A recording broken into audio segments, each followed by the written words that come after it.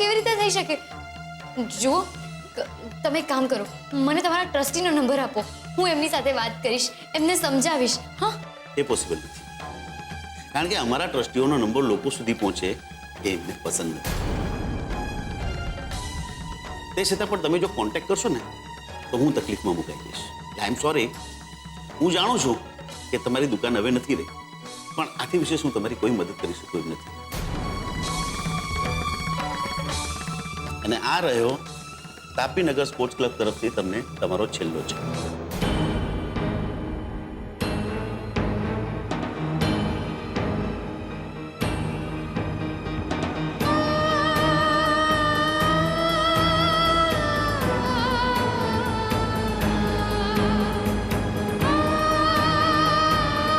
Thanks.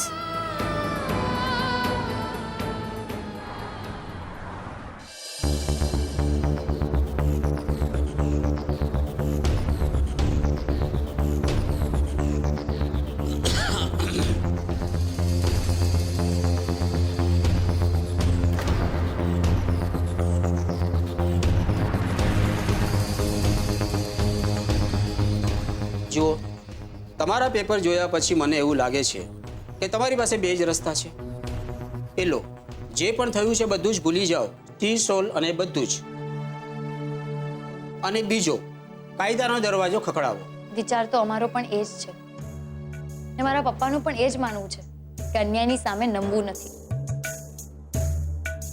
પણ સૌથી પહેલા મારે એ જાણવું છે કે જો બધા પેપર્સ લીગલ હતા તો પછી આ નોટિસ બહાર પડી કેવી રીતે? જુઓ બેન, હું તમારાથી કોઈ પણ વાત છુપાવવા માંગતો નથી.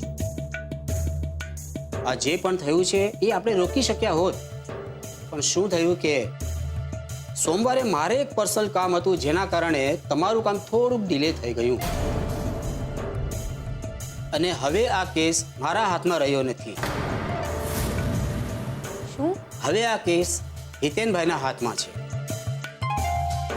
એટલે કાયદાકીય રીતે આમાં બોલવાનો મને કોઈ અધિકાર નથી, પણ મહાદેવભાઈ વચ્ચે પડ્યા છે એટલે પર્સનલ લેવલ પર હું એટલું કહીશ કે કંઈક ને કંઈક તો જરૂર રંધાયું છે.